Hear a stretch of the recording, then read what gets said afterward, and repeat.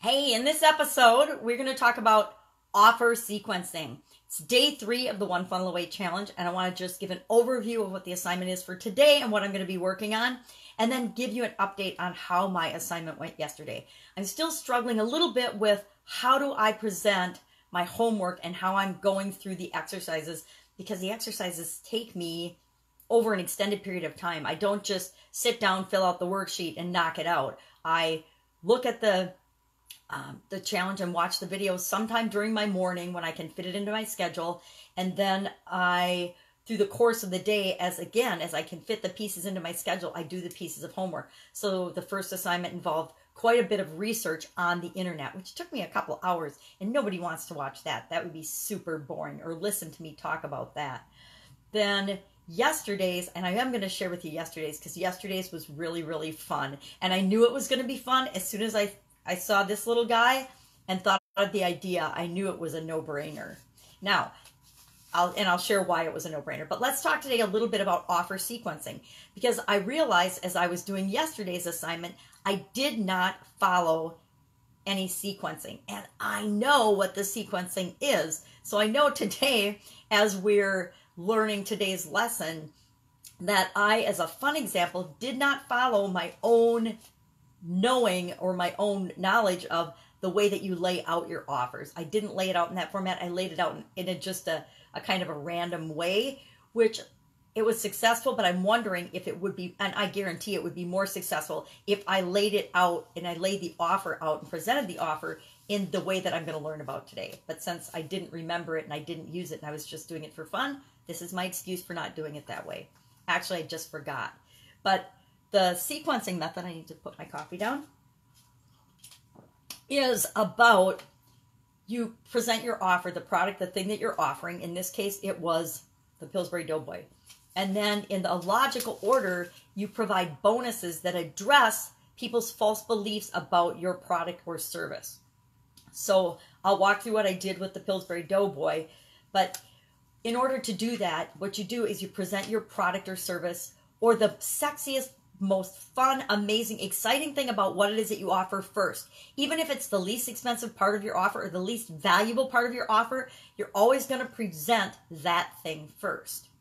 Then you're going to ask yourself, what else does a person need to get the most out of this product or service and to have it be successful?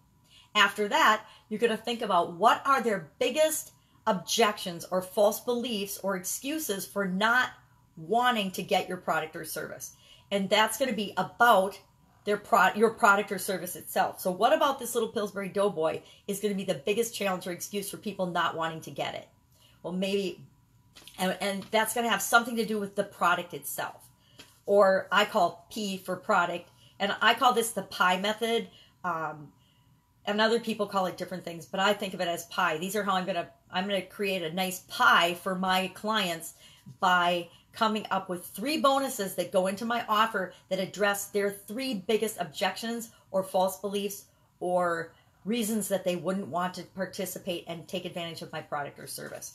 So the first one is P, and that's all about the product or service. The second false belief I'm going to address is all about their internal beliefs, their sense of identity, them not in some way, shape, or form being able to think or see themselves successfully using the product or participating in the service or creating something, whatever it is that I'm selling them, that is the result that they want. Them seeing, oh yeah, it might be possible. I see how this product might help me do this, but I don't think I deserve it, or I don't have the confidence to do it, or I don't see myself as a, whatever it is, funnel hacker or business builder, whatever it is that you're selling them, your product or service. And the third area that you need to provide a bonus and offer to, and you have to do it in this order: product, internal false belief or objection, and then the next one is the external false belief or objection. Usually these have to do with resources, like I don't have the time, I don't have the money, there's too much competition, I don't know where to get traffic, things like that all fall into external factors that need to be addressed, and those are the objections. Those actually tend to come up first when people are giving you objections in real life for why they can't use your product or service. It's usually, I don't have time, I don't have the money, which means I haven't done a good enough job presenting to them the offer and the value of that offer. Whenever anybody gives you a money objection, it's always about you not doing a good enough job explaining to them the value of what it is that you're offering them. And this offer structure and this offer sequence really kind of nips those objections in the bud, because you're addressing them at a subconscious level before people even bring them up, because on a conscious level, because we're all having these same objections and these same types of objections and false beliefs going through whenever we're looking at buying anything. And so if you can address these up front, it just makes your offers much more successful. So the product or service, P, the internal false beliefs or objections that have to do all about them. I'm not good enough. I don't deserve. I don't know how. I don't see how this is going to work for me.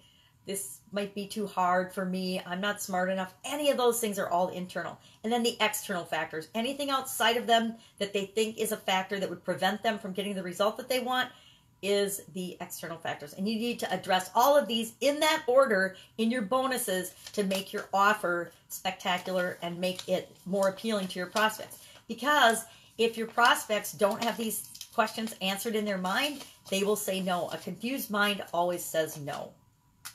So you got to do them in this right order. You got to plan out and write out your offers. You can't just wing it off the top of your head like I did with Pillsbury Doughboy guy. You got to write it down.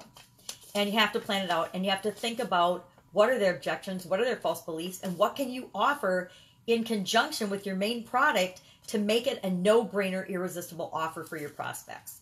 So that's what we're doing today. We are actually doing the offer for our real product. Yesterday was just a practice fun product or service, and it was really fun. Now today we have to transition that into how do we make the real offer for our product. So I know this one's going to take me a couple of hours because I'm going to do it based on the research that I've been doing in my niche to find out what are the biggest problems, areas, and false beliefs and thoughts and struggles and challenges that my target audience has. So I'm going to go pull out that research, look at that. I did a poll yesterday. I'm going to look at the results of that poll so I know which direction to go with this women's summit. So I am directly speaking to their product. Why would they not want to participate in this women's summit?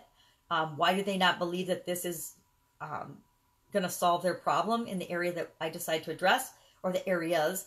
Number two, what are their internal false beliefs about them not being able to get what they need and want out of this summit? And number three, what are the external factors that would prevent them from participating in the summit? Well, you know, there's the I don't have time, I don't have the money, it's going to be free, so that takes care of the money.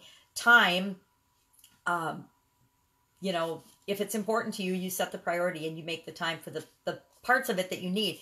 And if you really have the problem that we're addressing and you want to solve that, will you make 45 minutes to an hour of your time available when it's scheduled to get that information for free?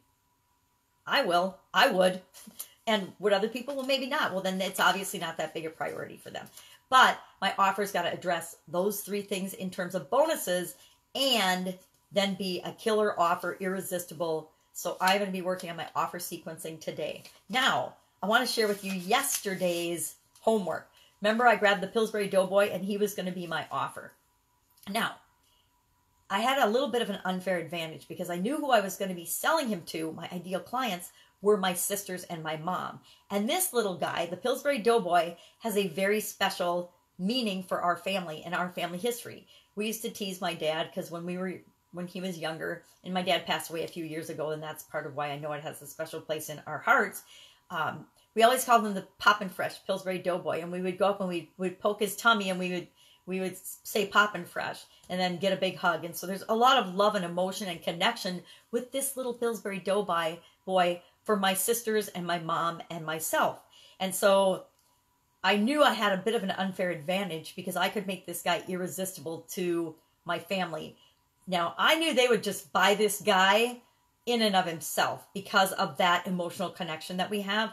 But I wanted to do the homework and make sure that I created an offer. So what I created for the offer was I thought about false beliefs. And I will admit I didn't do them in the order of sequencing of pie or product, internal, external. I didn't do that. I just brainstormed, okay, what would be cool based on what we learned yesterday to offer, and what would be some additional things that I could bundle with this little guy to make him more valuable.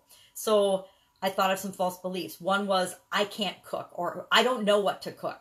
So for them not knowing what to cook, I was giving them a free recipe book with at least 100 recipes in it. Recipes they could cook with the Pillsbury Doughboy. Then the second objection would be like, I can't cook. I don't know how to cook. So then I created a series of, and I didn't do this, I just would create and offer them a series of step-by-step video instructions to walk them through maybe 10 of the best recipes of all time from the Pillsbury Company.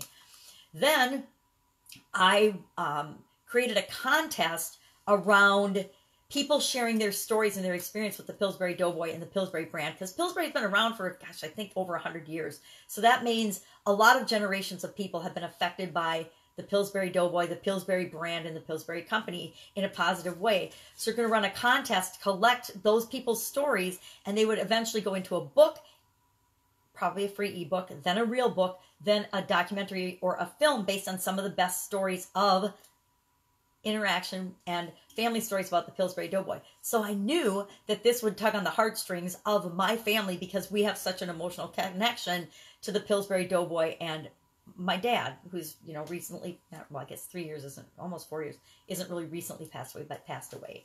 So, and then in addition to that, I encourage people that are afraid to cook or don't feel super confident in their cooking to keep the little guy in their kitchen with them, and then to take a picture of it and submit, you know, in their kitchen and submit it on social media to build community and social interaction, and to let people know that, yeah, you're not the only one that struggles with cooking or has a hard time deciding what to make for dinner every single day. Just let the Pillsbury Doughboy give you inspiration and guidance. Share your picture to inspire other people, and let's have this whole community and this whole group, free group page and community based on the little Pillsbury Doughboy. And I offered that to my family, and of course, they overwhelmingly said they would buy the little guy. So it was a really fun experiment. Now today, I'll actually do the assignment with the sequencing and create the offer for my Women's Summit. And I'll let you know tomorrow how that goes. I know it's going to take me a couple hours, and I'll work on figuring out a better way to share my actual process and assignments with you. Maybe I'll just summarize exactly what I did step by step and walk through my answers to the question instead of filling out the forms with you online. They're PDFs, and I don't have a great PDF filler.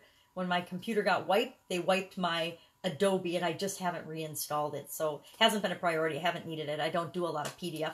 You can save things as a PDF without having Adobe anymore. So I just didn't reinstall it. Being lazy, not lazy so much as I do what I got to do when I got to do it, and I don't do all the extra stuff that would just be fun to do, because life is too short. We've got too many priorities and too many things we want to do. So we have to set priorities and decide what we're going to do. And one thing I'm working on is this 1 funnel away challenge. So go out, make it a fantastic day, and I will see you tomorrow with day 4.